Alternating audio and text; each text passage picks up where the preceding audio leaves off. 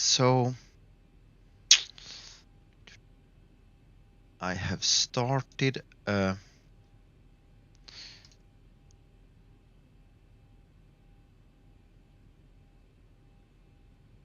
stream.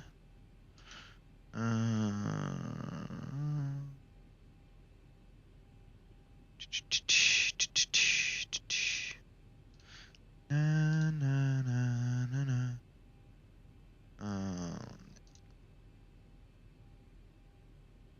Let's test this. And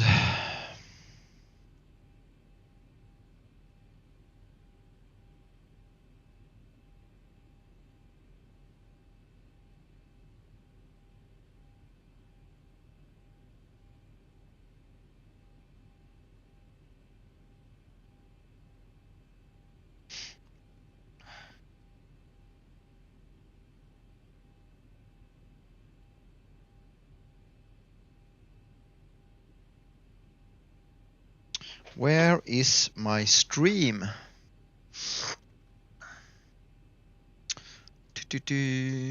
I can't see that. So I will do like this.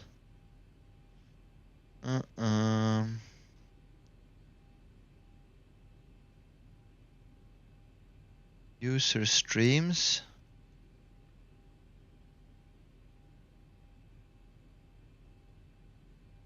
Group flight 1 room. Thank you. I will test. I will test. I will test. Test.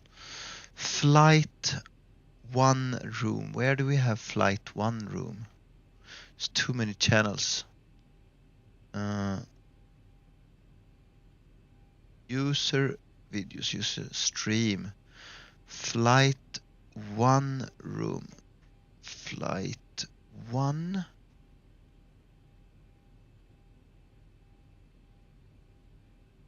I can't see it. Flight training. Group flight. Wait, group flight 1 room. Group flight 1 room. And share screen. And I will share the whole screen, actually. Go live. And let's see.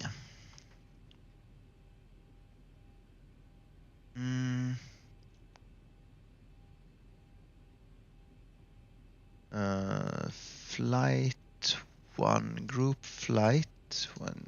I don't know what is. I really need some help here. I think I'm live. If someone wants to talk to me and help me out, I'm really happy.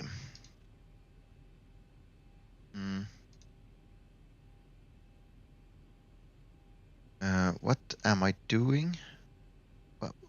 We are pause. What?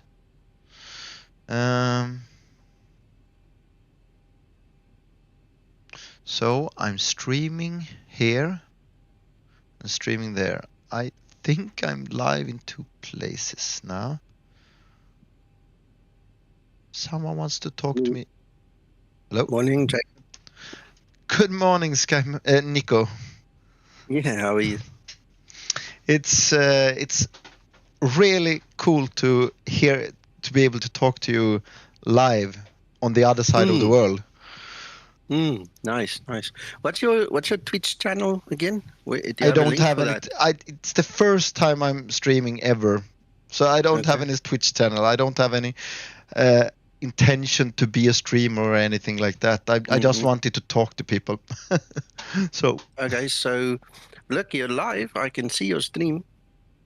Okay, I have it also on my YouTube page, but I don't know if that is correct. Anyway, I'm experimenting with the version 7.2 and this damn program. I have to yeah, now you can see what happened. So I can't get to the CLS. I will explain. Cancel, and now I can't zip that down. So if I open that's the first problem. If I open the CLS2Sim program and open Xplane, I can't go to CLS2Sim. How many times I click it, I can't go to it. So then I have to click it down, zip it down, go up to Xplane, and then if I click that, boom, it's open. So it's a buggy program. Anyway, I have. But how many screens have you got? Have you only got one screen? Oh yeah, unfortunately, in my cockpit I have a lot of screens. One which I have put my soldering iron in, so it has some dead pixels. But yeah, as you have seen, I'm working on a new main instrument panel, and probably it will not be that expensive. Anyway, so but I started to get interested of Zibomod. I've looked at it many years. I've looked at Zibomod. So I've tested it a couple of years ago and a couple of years ago again, but I didn't find it to be as good quality. I've been a ProSim user. You know the program ProSim? Yes. You have heard it. I've been a user of it since it started. So since it was free. So over 16 years ago, I had used it. So I have basically had it for free, then upgraded it to the buy version, and now the subscription version. So but now it costs like 1,800 euro something. So it's crazy sick. And I've been fighting on that forum for all these years for my specific route, ESGG to ESGG, and how it are supposed to be flown. And from the beginning, all my pilot friends said to me that this is how it should be, and this should work like this, and this should work like this, and they started, and I posted it on the forum, and sometimes they listened, and sometimes they did not. And anyway,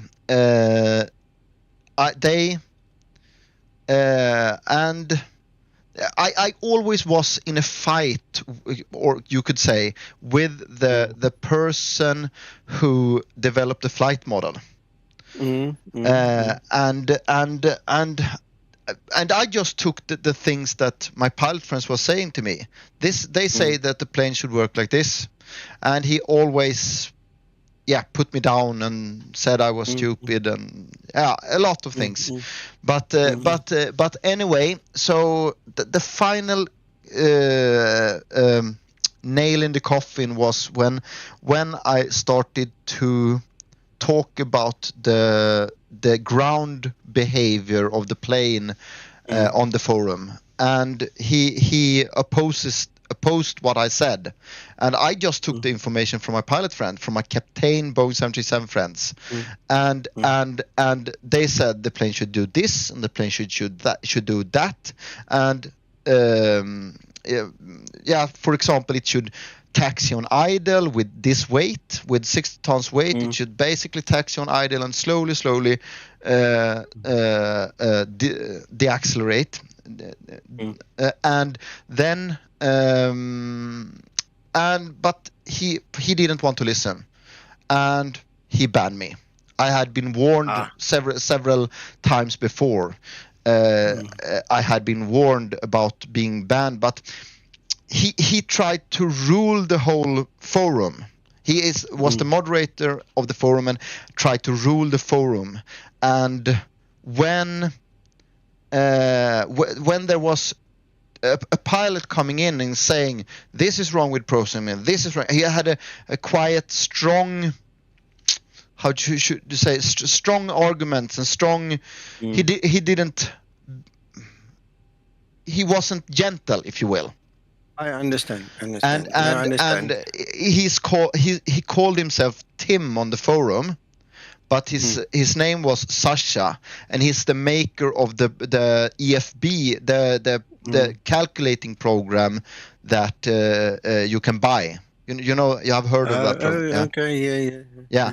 Here, so I have contact with. Basically, I have had contact with everyone in the community, cockpit building communities.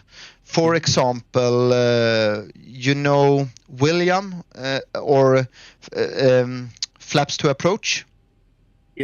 Yes, I've had all these years. I've had contact with him. You know Mike. Sonic. There's many mics, but one particular mic is the one who built. He was one of the first cockpit builders. Okay. So it's not the new Mike who do very much himself and very cheaply. All right, my mistake. Yeah. Yeah, he's the one that have a real Boeing cockpit. I think it's classic, and they have been a gang and interfaced everything themselves. I think they was on the program. What is it called? I don't remember. Anyway, so how did it all? How did it all started for me? I've always been interested in flying. I'm 43 years old, and I've all the way since I've been a little boy, I've been interested in flying. And at one time in 8th grade, I moved to my dad and got the opportunity to start flying gliders. So I started flying gliders, and also had started with flight sim a lot. I think it was flight sim 2000. So I started with flight simulator 95, and then flight simulator 98 and 2000, and continued. So I have a very low number on VATSIM, I think, but I haven't used it in a very long time. And anyway, and then go forward a couple of years, many years. I stopped flying. No, I met a girl, and her father was some kind of buyer for the Swedish military. No, not buyer. How do you call it? They who decide which material should be brought in. Some kind of engineer that worked there, and he knew I was interested in airplanes and things like that. So he said, shouldn't we go to that museum and fly that simulator? Yeah, absolutely. So we did, and I tried to be as helpful as possible with him. And when he said flaps, I put the right flaps, and when he said this, I put that. So I just and confirmed like they do in the multi-crew training, blah blah blah. Sure. Whatever. Anyway, and after that, I had looked a long time on the Flight Deck Solution page, and that was the dream, to have a cockpit like that and have it like that. I think my first Boeing hardware was Open Cockpit Multi-Radio. Have you heard of it or seen it? I've heard the name. It's a long time ago. 16 years ago. 20 years ago. I've been in simming since like forever as well, but I seriously got into simming after 2004. Then it really became an obsession. So I've gone through a lot of the evolution of flight simming. Yeah. Oh, I just love it. I just love aircraft, and especially Boeing 737-800. And anyway, the guy on that historical museum, aircraft museum, told me, there are two guys in Stockholm building cockpits. You can get their numbers. So I called one of them up one day, They were both old then, 60, 70 years old, something like that. And yeah, come, you can stay with me, one said. And I was an electrician for 14 years. I was an electrician, and I went to them and got to look at their cockpits. And when I started looking at their cockpits, wait a minute, it's a lot of wood and cheap cables here and switches. And you thought you could do it. Yeah, absolutely. That's yeah. So and so it all starts with. So for all cockpit builders, most cockpit builders, it starts with you want to interface one switch and one light. And that's it. That's all. And you are very happy and satisfied when you are able to interface one light and one switch, because if you can do one switch, why not 100? Why not 1,000? And all the materials they use look cheap. It looks inexpensive. And then I got the opportunity to go with them, and at this time I also flew gliders. I started fly gliders again. So I worked as an electrician at a Swedish nuclear power plant up a little bit up in Sweden, and I flew gliders, and I started building my cockpit, and I got to go with them for the FS weekend or something. It's called FS weekend? Yeah, something FS weekend. So these old guys, one of them had been a Swedish Air Force pilot. He's over 8 years now. The funniest guy ever. And I can upset people how I question people. And I've seen that. Yeah, I've seen that. Actually, one time I tried to upset him. I tried to question him until he got upset. And he was the calmest guy you have ever seen. You can't upset him. So he could just handle me. Anyway, we are still friends. All these guys from before, we are still friends, and I call him about one time a week or something like that. And he have sold his cockpit and only fly VR at the moment. And the other guy had his focus on his dog, so he sold his cockpit. And yeah, anyway, I am still building my cockpit, and I accidentally put my saw in the middle of the main instrument panel when I was rebuilding it, and ruined everything. And then I started to think, I will rebuild my whole cockpit. So I have a lot of hardware. I have OEM NG throttle. I have an OEM 73 converted to NG 77 throttle. That I want to sell, but it hasn't. I haven't been lucky with that. I have OEM, as you saw in maybe one video. I have OEM controls that I've built my own control loading for, and a lot of OEM stuff basically. And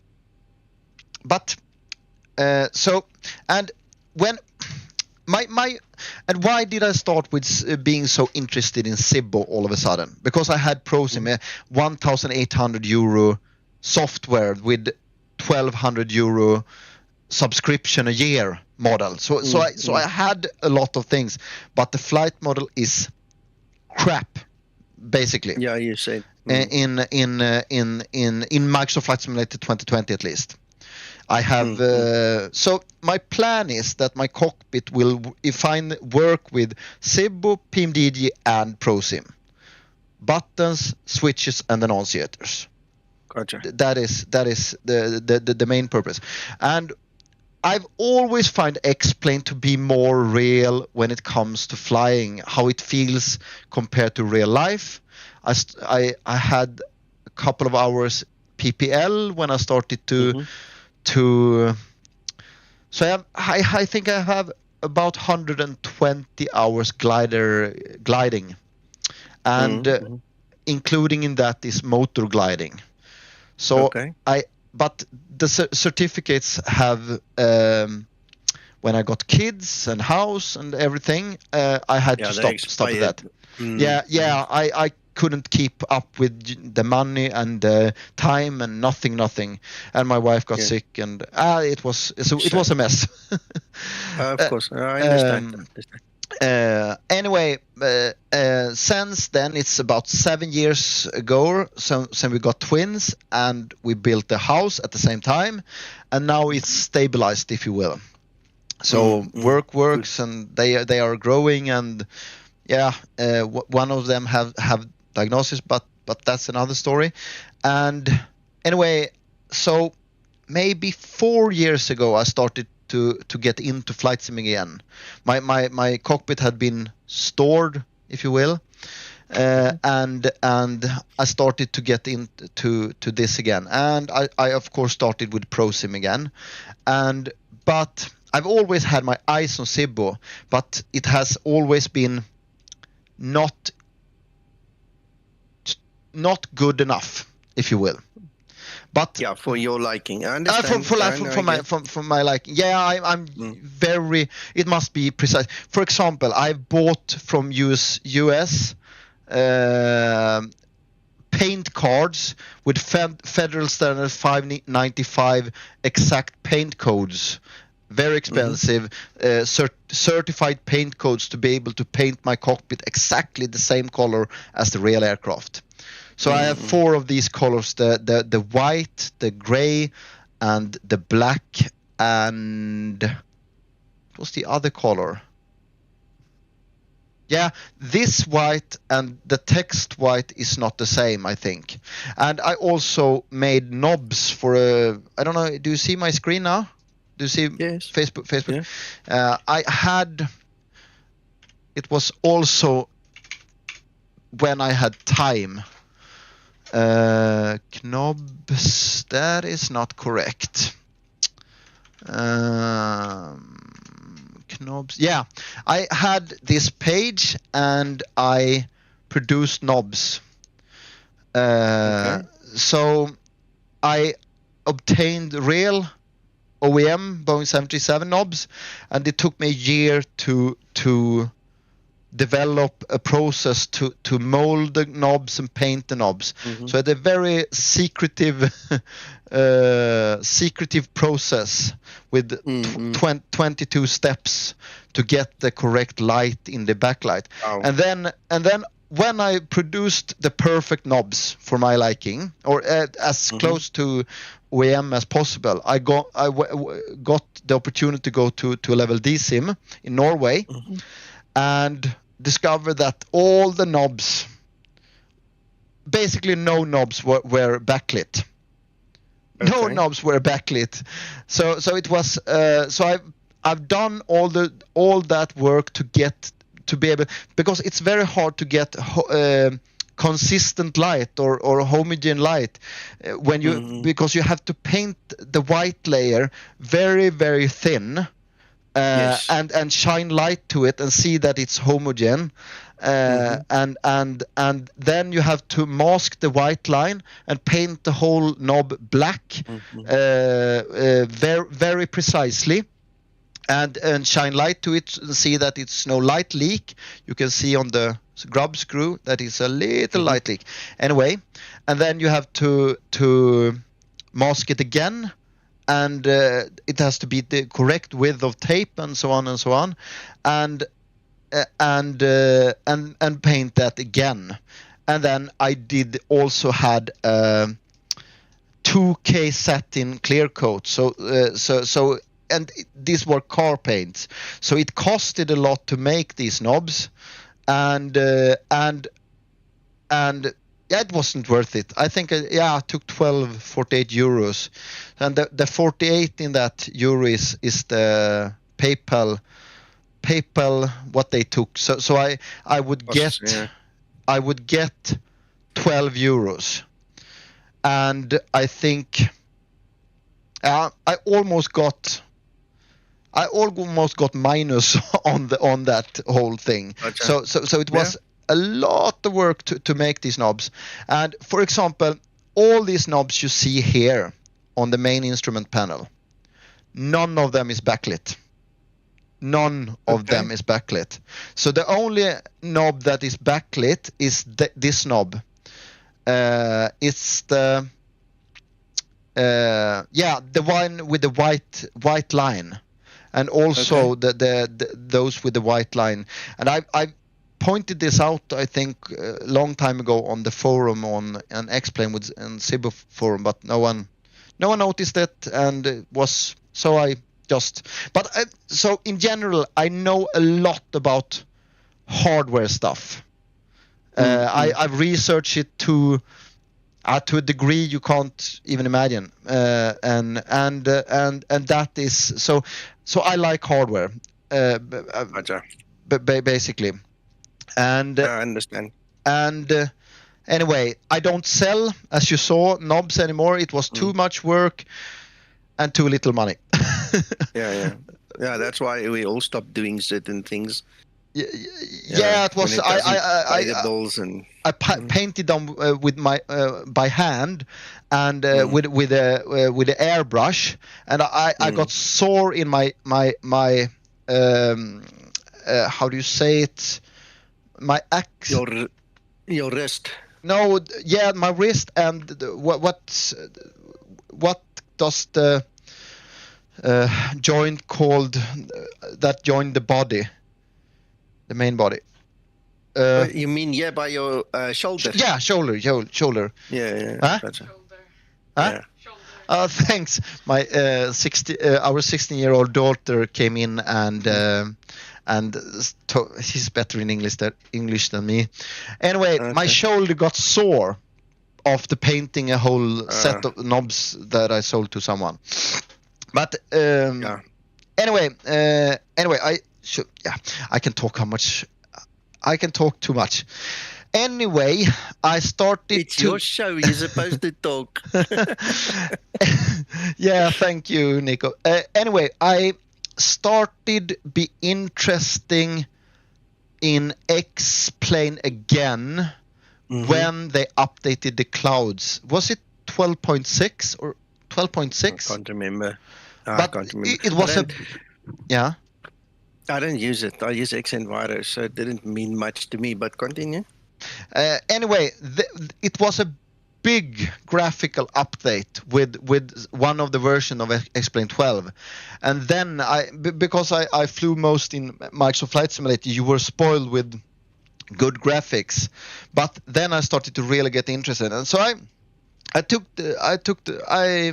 started to download Zibo again and thought I must test it. And then it was really close to my level D experience. And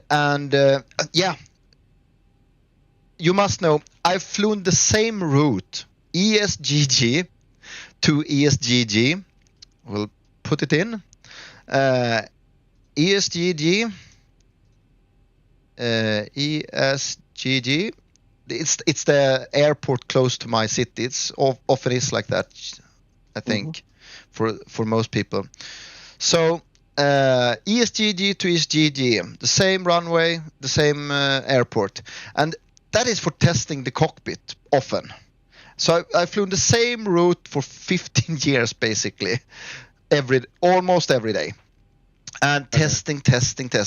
So this particular route, and when they protested on ProSim forum on things I said it should be like this. My pilot friend said it should be like this, and they just ignored me. Finally, I met a Boeing 737-800 NG pilot that invited me to go fly with him in a level D sim in Lithuania, Baltic Aviation Academy, I think, and. So I bought 2 hours of flight time, and I could do whatever I wanted.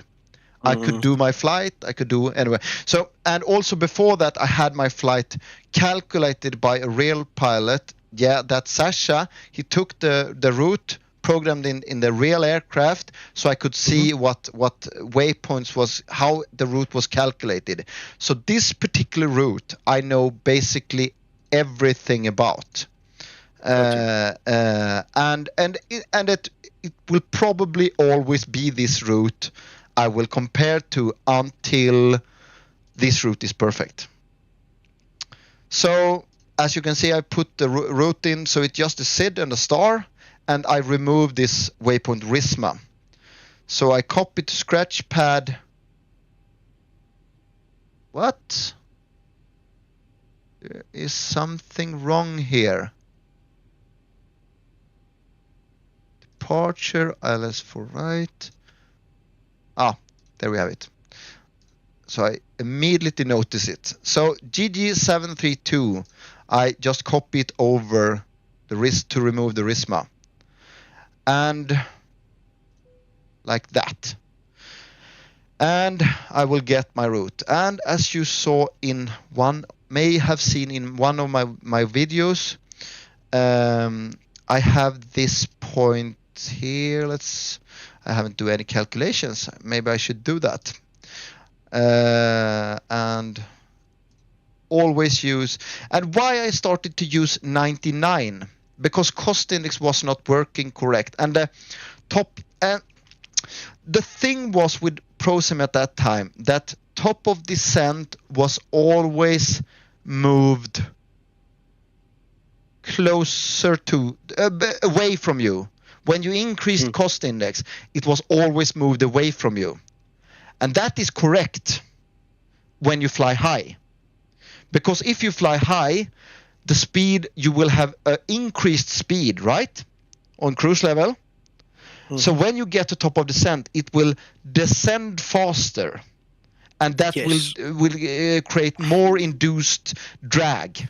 And more induced drag will create steeper descent, right? Until you get to the decel point before 10,000 feet. And I was also fighting about this for 12 years.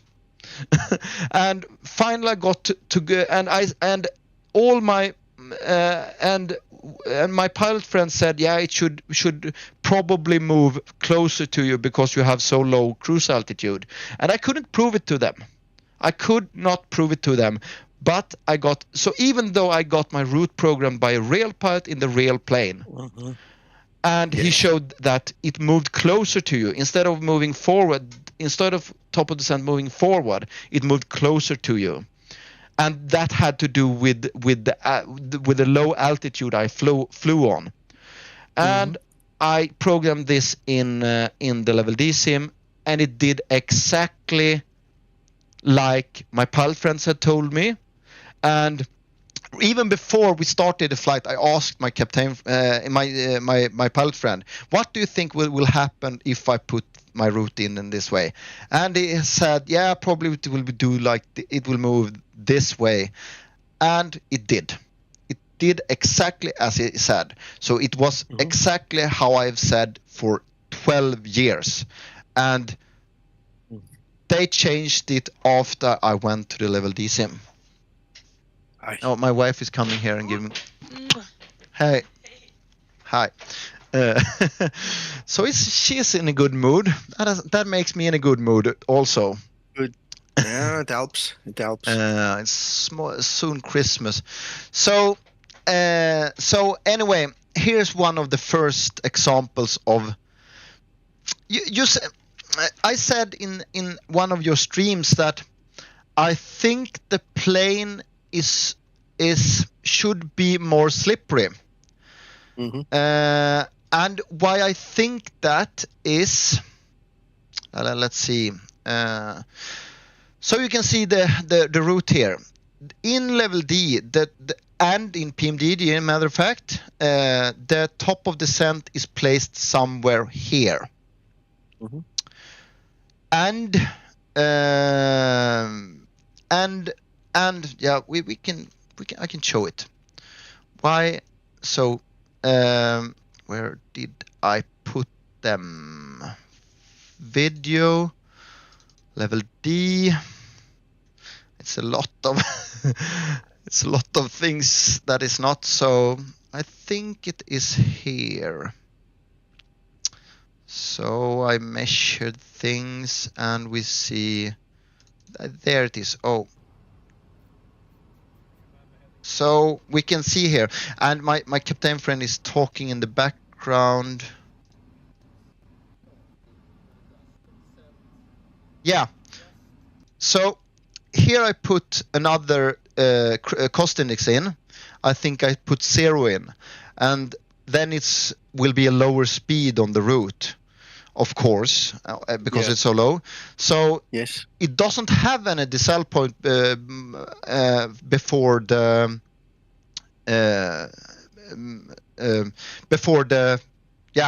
decel point before you put out flaps. Here you put out flaps 208 knots, something like that. So here on this part, so there put the top of descent in this curve, and it fly like this. And we tested. Let's see if I have. Yeah, you can see here. So this is in the level D sim. The top of descent is almost put opposite side of GG 702. And I see. And if you compare that with Zibomod, it's further ahead, and that suggests to me that Zibomod needs less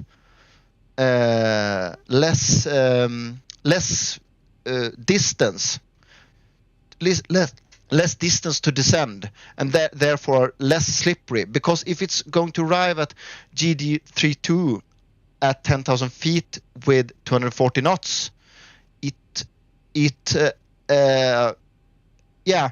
I think that PMDG is putting it over here somewhere, so it's too slippery. So PMDG is too slippery, and I think we could fairly. It would be fairly fair to say that level D at 10,000 feet is fairly precise when it comes to descent rate.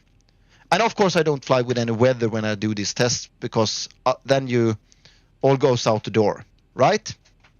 Gotcha. Yeah, makes sense. So, and in level D it does two things. It puts the top of descent here, then it descends.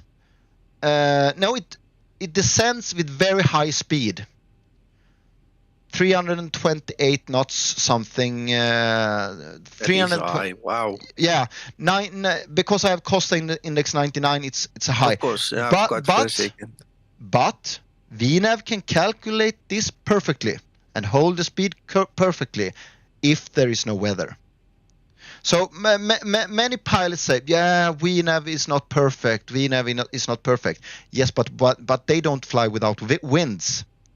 Yes, VNav is almost perfect when there is no wind. And anyway, I will see if I can put. It's not this. Jacob, just quickly. Yeah. I've set up a stream for myself as well for 1/4 the hour. So I've got about 10 or so minutes. Then I need to start prepping on my side. Okay. Just bear that in mind. So yeah, okay. 10 minutes. Okay. If I greet you, it's not because I'm nasty. I just want you to know. So very sad. I am very sad, Nico. Yeah. Anyway, so there's a few things I've shown in my video that I really noticed when that was different between ProSim and the level D sim, and that was how smooth it was. It was when it flew VNav, it was like butter. You couldn't feel the the motion in the sim. So I said here, it changed the speed a little. And you hear my pilot friend say. So you see how slowly it moves the level change here. Yes. That is different from other parts of the flight. That's very different from how it reacts in other parts of the flight. But I discussed it with another person, Antonio, I think, that we think that Zibo is too slow in respond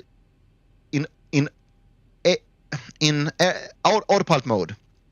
And so when you look at videos when a plane fly into a very turbulent area, the autopilot is very fast, but with small movements. With small movements, and I couldn't put my finger on what it was, but it was him that said this, and that is one of the things I think is so. In a way, autopilot should be both fast and smooth. I can't explain it in a good way. I understand, but let me tell you something. That's one of the things he worked on in 7.3. Okay? One of the things he said to me is that he's increased the speed of the autopilot, because especially on approach, when we had the ballooning, he said the autopilot was too slow to keep the control. So you're going to see a difference in 7.3. So remember what you said just now, and then you go test it. Okay? Nice.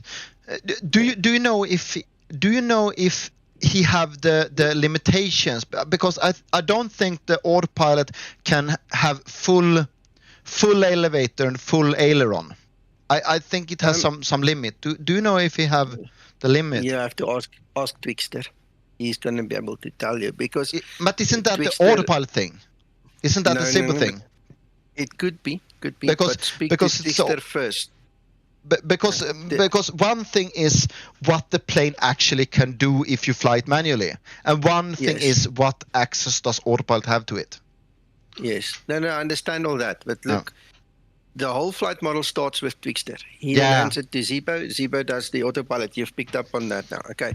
So it could very well be a Zibo thing, but that, hit two birds with one stone. Go to the forum, make a forum post, tag both of them, and say, what's up with this thing, and then they can answer you. Because I don't have access. In fact, the only two people that would have access to that information is Twixter and Zibo. We don't have, as other guys don't have access to any specific design parameters, nothing. Just as an example, I don't know if I have this flight model. I've tinkered around with flight model for ProSim just because I wanted, and PMDD also, just because I wanted to make it better for myself. And I discovered that I think PMDD has calculated it wrong, the size of the stabilizer. So it's possible. I liked facts, as you can see. I will try to make it as fast as possible. I feel a little stressed, but anyway, I should talk to. Anyway, where was I? There it was. So you can see here that. Do you see how slow it moves? And do you see the speed? It doesn't barely move. So it's very slippery. And do you see how slow the throttles move? Yes. They basically not move. You saw also the trim was moving there. I don't know why the trim was moving there, but I imagine that is because it's want to slow down. So it trimmed a little. Maybe lift the nose a little bit. Yeah. Put the nose up a little because it trimmed backwards. So and you can see it goes down to 500 feet a minute. So it had quite high speed before it went to decel point. So 350 knots, the speed goes down. What do you call that? Trend? No, what do you call the trend vector? Trend vector is the green. The speed, the magenta thing. Okay. Yes, speed. Yes, I get it. Sorry. Yeah. So it will arrive at the top of descent almost exact at 240 knots, 245, 246 knots. Zibo changed something with the VNAV path, so it arrived under 240 knots. It should not do that either, descend either. I tested. Did you see my test I did and with the descent in level, and compared it to level D, where I didn't. No. Zibomod latest test control and bug fixes. It must be that. Yeah, it's a mix of hardware and software and electronics and fixing my car. So so it's a lot of, I mix a lot of things. I have no intention to be a YouTuber or streamer. I just like to talk to people. So anyway, I understand. so hello you guys. So in idle. So let's go to Sebo. What is VNAV? so level yeah. change, and I will start the level change here. Yeah, so I will start a level change where level DSIM was said. So I will not use VNAV in this flight. I will start the descend at the point that level DSIM started it. So let's go forward a little. So I'll push it 1, 2, 3, Now we are exactly 4, perpendicular. 5, There we 6. start level There. change. So now I First start level thing change. we were able You, to the see first, is that yeah. the descent rate descends very fast. Yeah, you saw that, Nico? Mm-hmm. Yes. Yeah, that is not realistic. You would really feel that if you couldn't feel that descent in the level DSIM, and I promise you could feel things in the level DSIM. You could feel everything. I've got lots of time on level D. I've flown them many times. Yeah. I know. So it takes like a couple of seconds to get a 3000. It's also a Now little we much reach descent the rate. cell point, and now And that descent rate also tells me that maybe the flight model is not slippery enough. Well, you're also too fast there. Sorry? So you're too fast. Look at your speed. Yeah, it shouldn't do that. Shouldn't do that. Okay, but listen, look, it's a work in progress. This is what I've been trying to absolutely, make you absolutely. understand. But just as as long as they see it, is no problem. Yeah, no, they know, I will and reduce to 200 obviously with you reminding them on the forum, always remember the discussion happens see in the what stream and we we have discuss it at. on Discord. But any other formal requirements, any formal requests, any formal suggestions, anything, just put it on the forum. And just because you don't see it happen immediately, trust me, I've had to wait like 6 months or a year for some of the changes to get implemented. What changes? What changes was that? Mine specifically was at Porto, the flyover versus the flyby. That's was an an important issue. thing. Yes, That's an important it was thing. an issue. And look, as you have ESGG or whatever you said earlier, you know, your specific test route, my test route is LPPR to LPPR. So I know that one like you know your one, right? And for then probably 3 or 4 years, that thing would not do the flyby, and it was, you know, a problem. So it would overshoot. It would do a fly over and then overshoot and then turn back to come onto the ILS. And then, like I said, I mean, I asked Zibo for a long time. It probably was closer to a year that I asked him to look at it. And then just one day it worked, and I sent him a message. I said, "Thank you so much. I'm happy now." So, you know, so what I'm saying is that is complex. LNAV is complex, and VNAV is complex. Yes. Yeah. So the way it works with Zibo is we've obviously got the project, and the project has goals. Okay. So that runs. It's one track that Zibo runs on. Then we have bug fixes, which is another track, and then we have these niggly little things like a light that doesn't work or something stupid, that he can fix quickly. The dimming on the EFB that we now have. It's just something someone mentioned yesterday, and the next moment it's in. If it's something simple that he can do, he usually does it quickly. So in other words, what I'm saying is there's 3 tracks that he's running on. Like adding data refs, for example. Yes, That's exactly. simple. I've asked Zibo for 2 years already for data refs, and I believe one of the reasons he's not really giving all the data refs is because he keeps on changing them. You understand? He's evolving, and the thing I don't like, if you will, is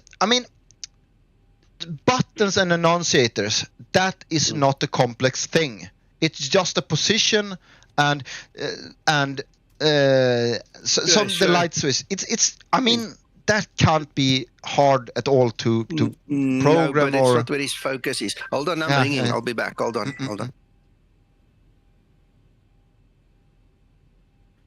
Hi, Nico. Hi, Sudden.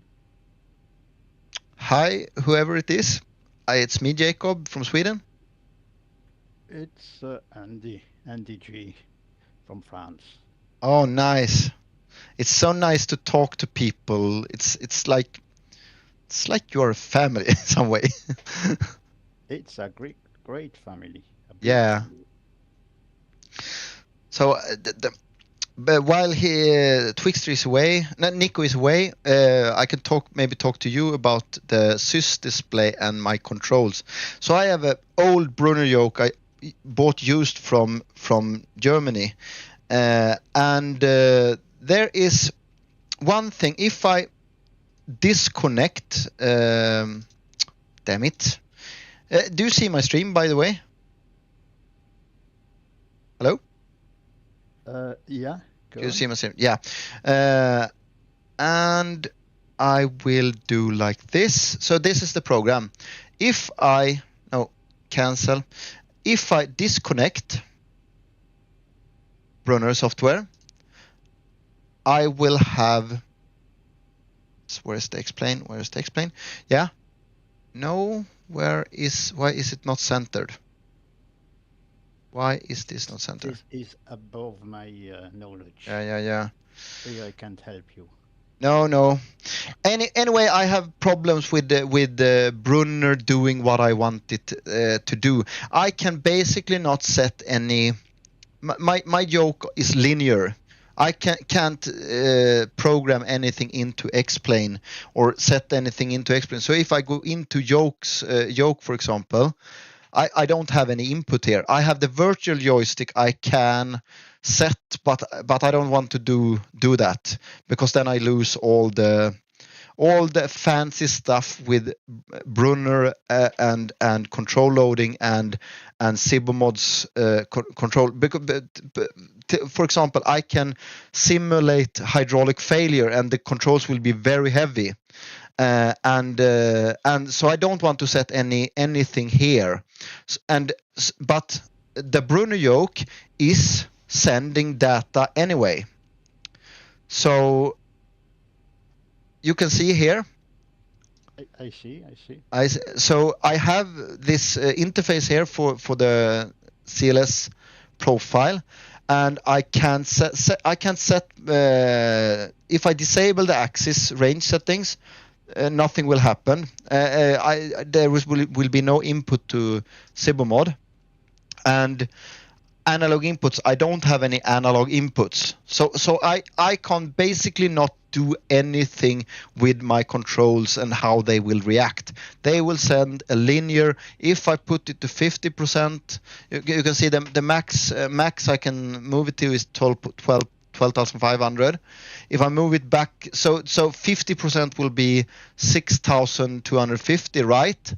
And in that case, I am expecting that this will be at 50% and this will be at 50%. And as you can see now, I have the maximum is 1 on elevator here, elevator input.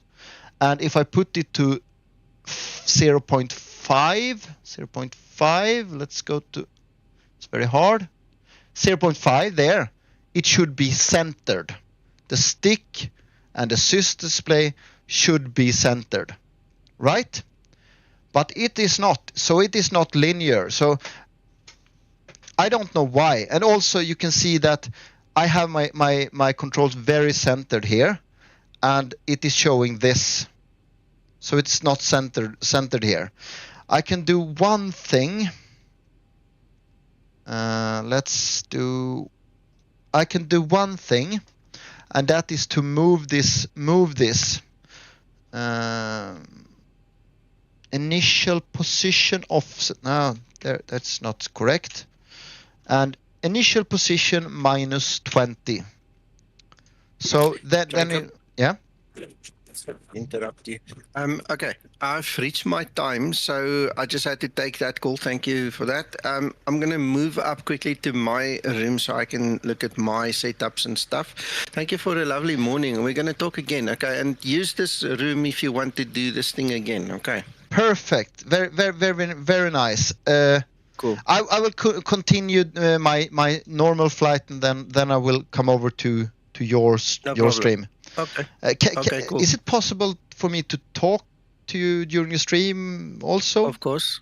Yeah, you come to Schematics live on air, but what you need to do is just be on push to talk, please. That's all you need. In that room, it's forced. Can we just fast go through that? Yeah. Where is that? Go to your key bindings. Key bindings. Where are they? It's somewhere in there. No, it's on the voice and there? boss name. Yeah. No. Yes, it's no, listen, it's there. It's there. Go to the top, select the function, and call it PTT. No, just one line down. Or you have to maybe add one. Sorry, it's very small on my screen. I can really not read it very well. Yeah, go up. Now I can see it better. Go up to the top. Click there on the blue button. Click on the blue button.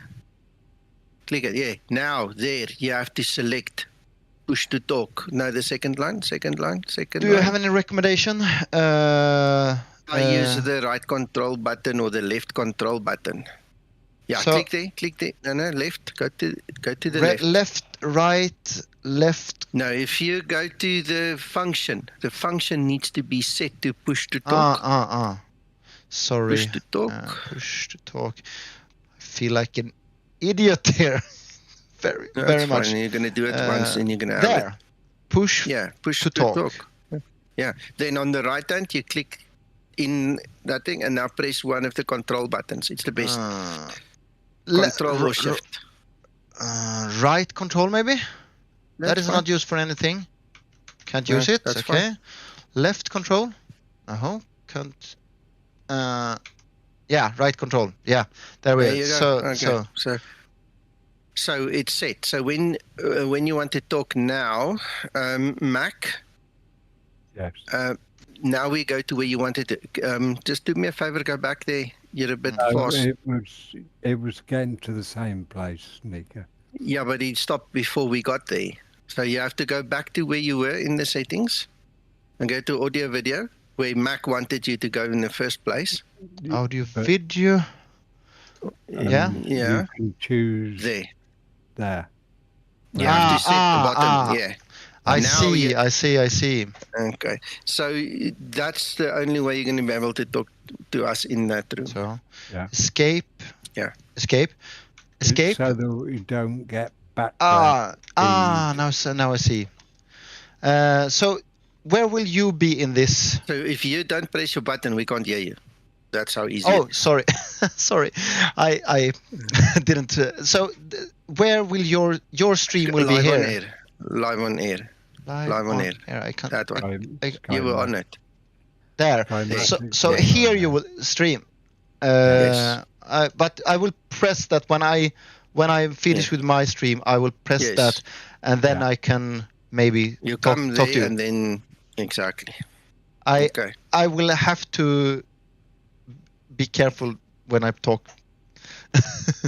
Yes, because look, you must now understand that you shouldn't take over, kind of a thing, because you like to take over, and we'll keep it topic specific. But if I don't have an answer, I don't have an answer, and then we just refer it to the next guy. That will be Twixter and Zibo and things like that.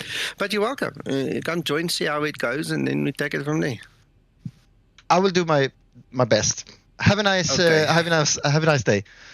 Thank you. Okay, Jacob, speak later. Mac, Andy, good morning, guys. I'll probably see you upstairs as well. Yeah. We need to talk later, Nico.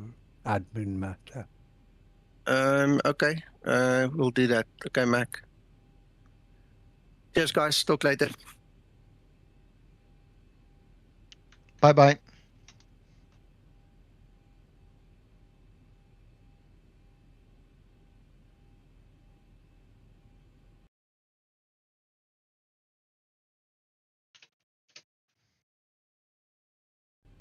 So, if anyone else would want to talk to me during my stream, it would be very nice. Anyway, I will do some setup things. And of course, N1 set. Of course, N1 set. I will turn this push to talk thing off for the moment, because otherwise no one will hear me.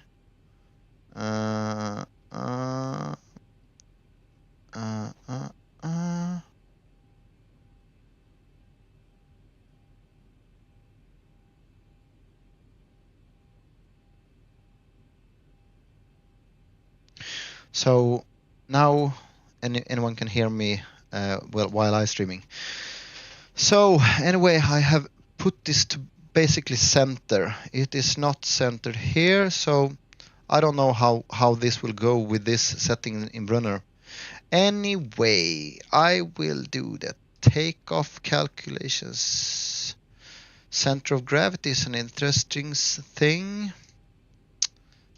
So we have fuel and payload and 20.2. That's a good thing. So close to 20. It's my pilot friend that told me that is what you should have. Flaps 5. And 1, 2, 3. And we should do a push. I should do a push. And so how did I do that? Let's see if I can do that. Ground services. Bet pushback. Request pushback. Please show me where you want to go.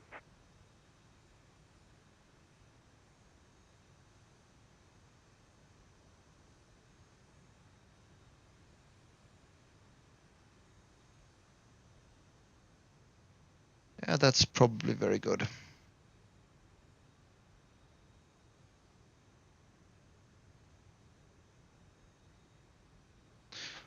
Ground to cockpit. Tow is driving up. So I will put some lights on. If someone wants to come in and talk to me, it would be very nice.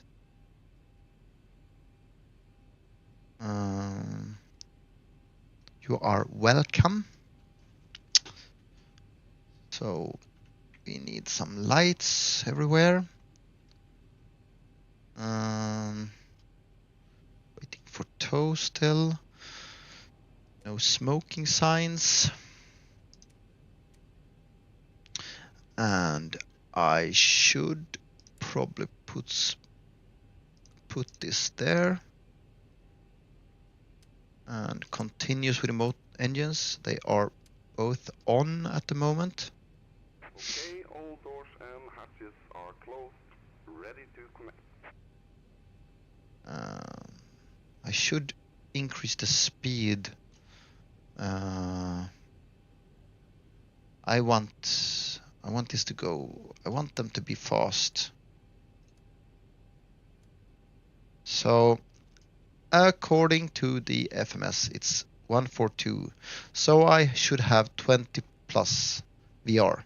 So 162.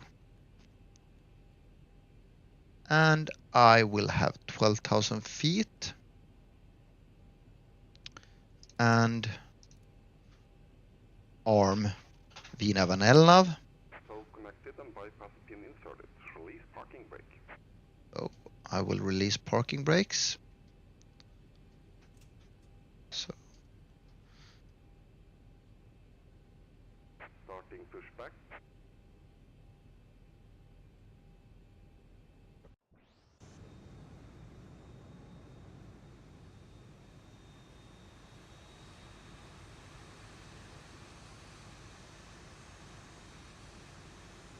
I should have Scandinavian airline system. But they don't have any 737, but I will probably use it anyway. So this is my standard route on ESGG 013.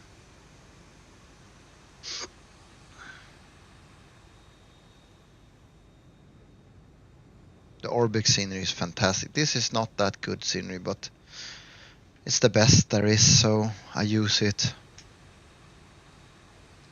The height differences on the taxiways is not correct. It isn't this bit. It's a very flat area actually around the airport. And I will probably prepare. So for example, at takeoff we would have 5.2225. That is strange. Last time it was 5.75. Okay, let's go to 5.25. And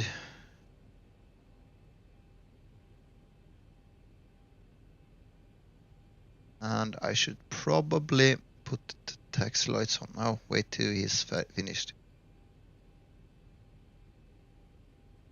So, Operation complete. Set parking brake. so I will set parking brakes. Disconnecting tow. Stand So- by. 5.25. Oh.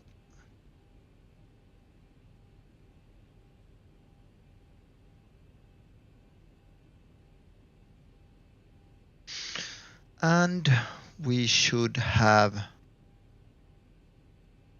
these on, taxi lights on. Something, have I forgotten something? No checklist, who needs checklist? Disconnect and hand signal.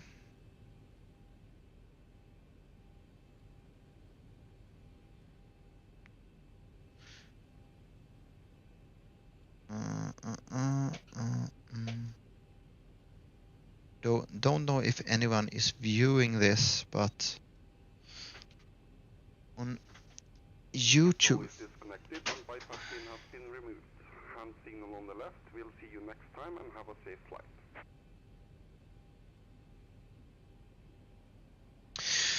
So, where is the tow? Yes, driving away. And we will put some lights on. Yeah, I think we are ready to taxi. So, I will put up to 30-40% N1.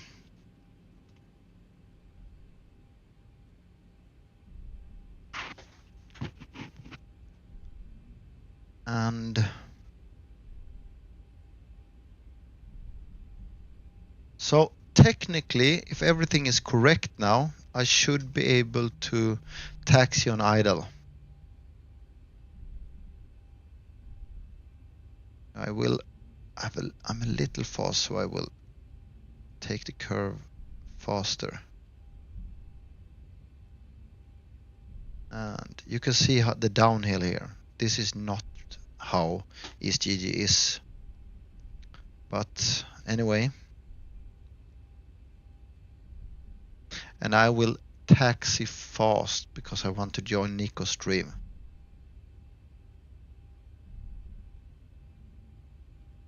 Love what he's doing. I don't want to be a YouTuber. I don't have time for that. Too many projects, too many kids, too much work, too much everything. When the kids become big, I might be interested in that. So is fairly centered.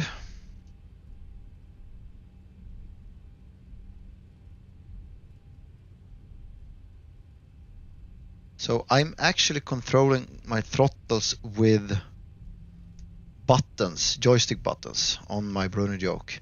So one thing I've noticed is that it's quite large, how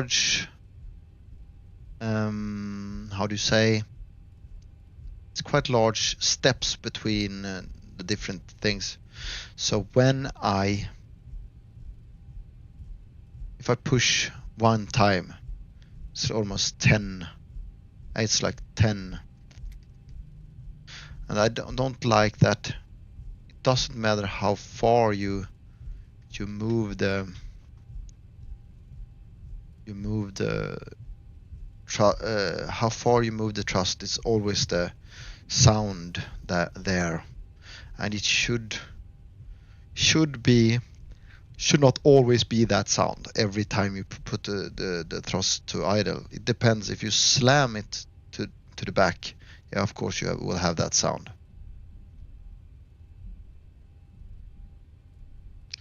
So basically everything is set.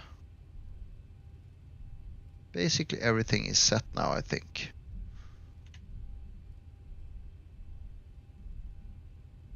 So I will comment on the things I think is not correct.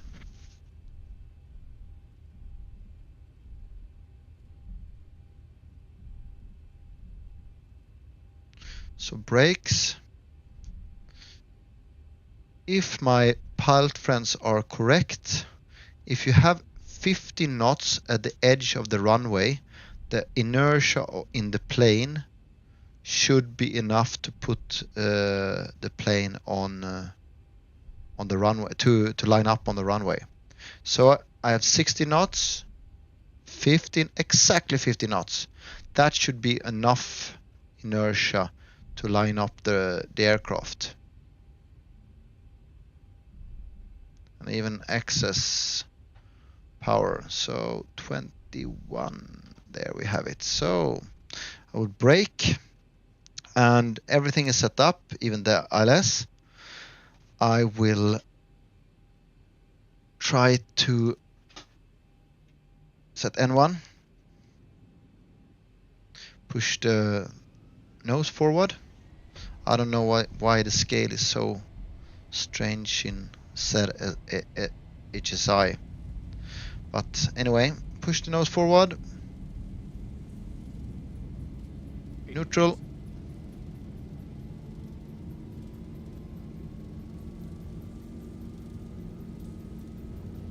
D1, rotate.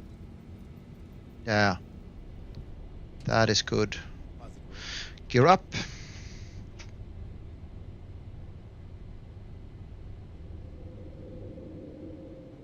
That is good. That is really good.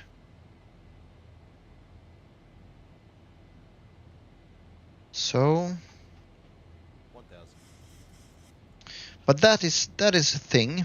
I should have 5.25, and the nose should not go up now very much. It should stay there. So I will accelerate. I will actually put on autopilot. So now I can put flaps to 1.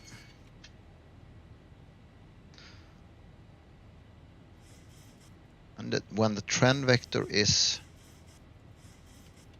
so it's almost following it. So now 210 knots, I should start turning back. It doesn't. And 4,150 feet a minute, and the speed goes down, so the aircraft didn't keep the speed. It should keep the speed 210 knots very precisely. And it should do that with 94% N1 and modulate the vertical speed.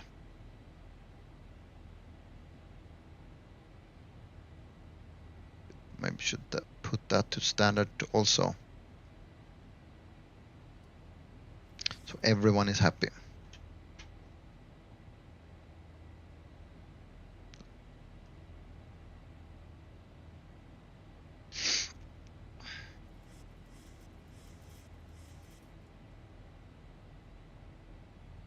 That is quite okay.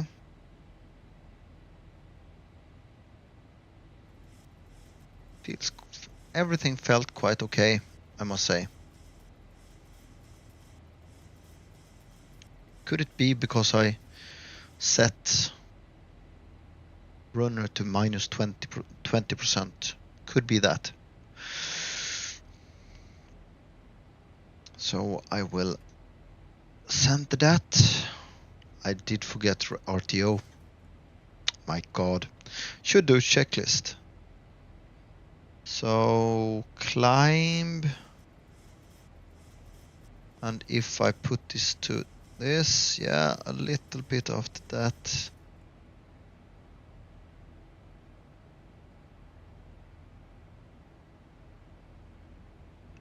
It's 5.14%.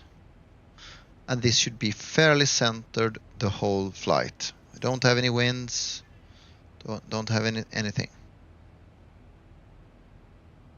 But there you are. So now the speed is going up. Then it should trim forward because the elevator gets more. I haven't even looked if anyone has said anything to me, but let's go to my stream. Where is my own stream?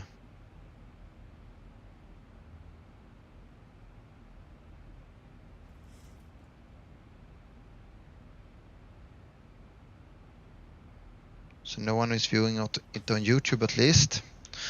Yeah, Nico took over all the all the stream. Everyone is waiting for him to make a stream.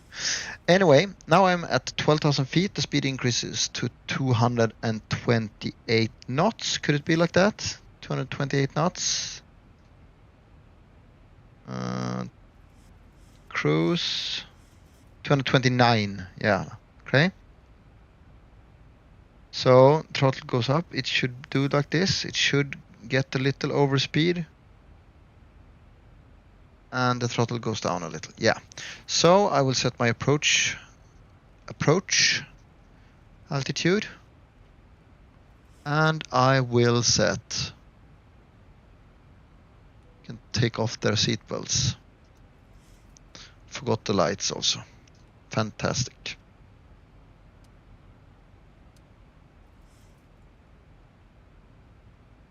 So it is, you can actually prepare for the approach already. So first thing I will do is to set my approach speed. And I will set auto brakes to 2. I will have my ILS frequency 10, 110, 30, 110, 30. So this is correct. And it should manage this really, really good. It should, I think, level off at start descent here. They shouldn't be this close to each other. So I will do one particular thing this time, and that is I want to check how fast the throttles is moving and how fast the N1 is. So there this came up already. It should not come up now.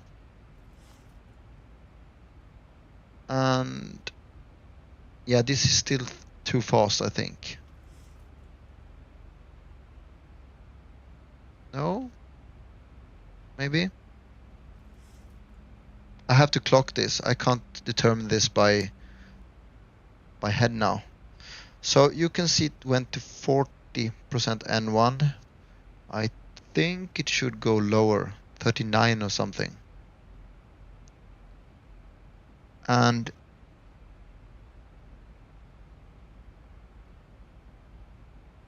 it should end up at top of descent at 245 knots. 245 knots. So let's look out for that. 245 knots. Let's also look at the trim value. So 447 in a set HSI. And almost centered. So in this turn, if I would release autopilot, it should not go up or go down. It should stay there. But I don't know why. Yeah, it's putting a little elevator in. And it should have a little elevator in. It has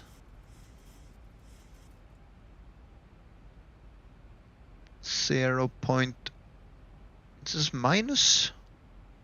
That is strange. Minus 0.01. So that is strange. And it's trimming all the time now. So now it ended up before the decel point to 245 knots. And it have exactly 240 knots at. So that is good. Exact 240 knots at that point.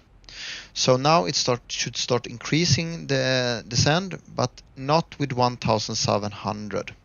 You can see the speed goes up 1,350, 1,400, something like that, not more. 1,500 is acceptable.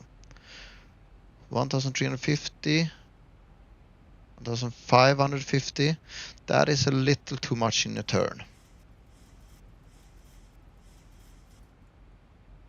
So it's still fluctuating a little more than I want at. It should be between 1,350 and 1,400 maybe. 1,300 and 1,400, let's say that. There it should be with this setup.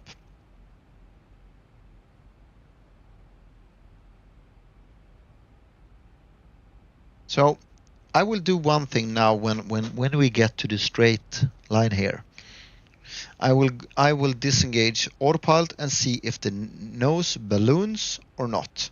If it's perfectly trimmed, it should not.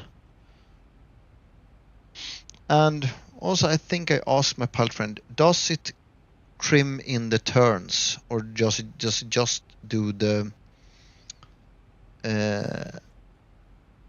elevator? Does it just use the elevator input? So now it's fairly good trimmed, 1,300. Now it should not happen anything. But my controls bounced. So this should not happen. You should not have to compensate like this. So now it's going down with 1,800. And if I put autopilot on again, bounces up with very, very fast movement. So I don't know what it is doing. It should be fairly good trimmed. And if you release the autopilot, it should not do anything. I don't know if it's the Bruno thing or if it's another thing. I will test this also very fast. Disconnect my Brunner and disconnect autopilot and see what it does. So then it worked. Didn't balloon too much.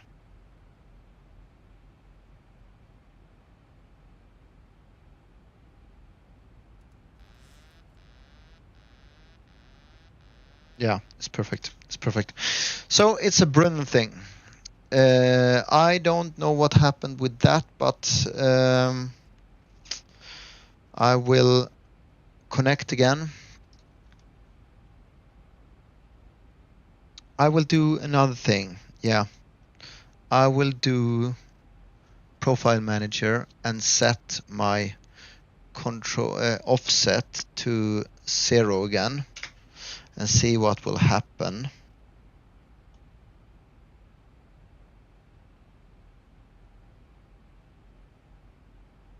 Maybe it's that. It's very hard for me to explain this, but now I've set anyway. So let's remove standard pressure also. Standard pressure and 1000 inches. We'll have that. I will not have that. So I should start moving flaps out. But anyway, let's see what will happen if I remove autopilot. I'm expecting to stay fairly the same. So it should level out and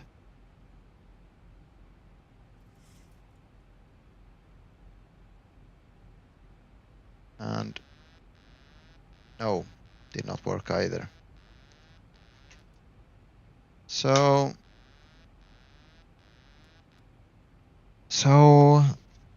and very fast movement. Very fast movement of the controls there when I engage the autopilot. Should not do that either.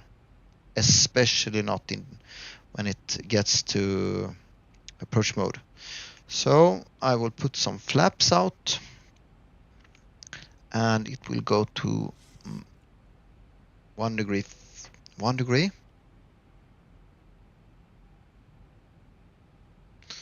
And I think my Ryan pilot said that in their SOP they should not, everything should be configured for landing 5 nautical miles before landing. So when this line hits the end of runway, that everything should be configured. So now we'll settle down on 3,000 feet for a second, and then it will continue down. I'll continue with the flaps. Speed check, flaps 5. So put this to flap 5. And gear down.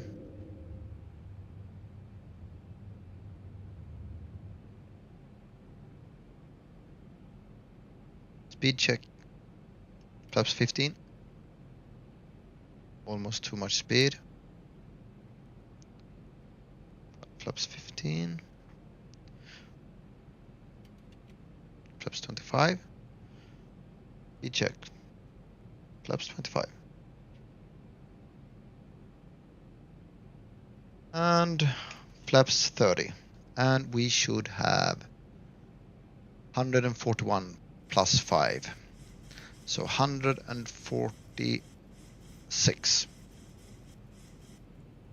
And I'm expecting the throttle to go, it should be a little faster than that. It should calculate what N1 it should need. It's always after. So about 58% N1 to keep it all there. So I think I will set minus 15 in the profile manager. minus 15 and initial position minus 15 there also.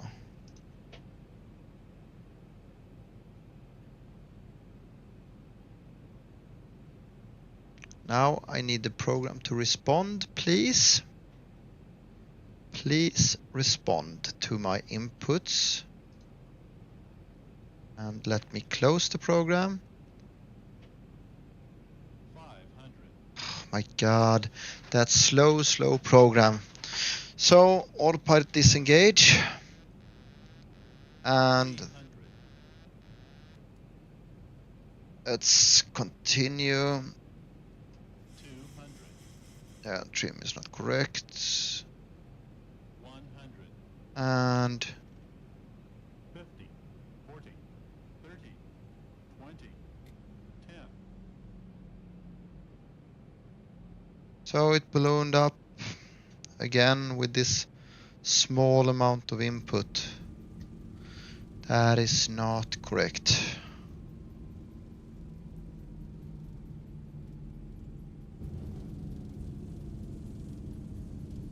But at least a fairly good landing. Anyway, I will now go over to Nico's stream and see what he does. So I should do some things, do some. I will set parking brake.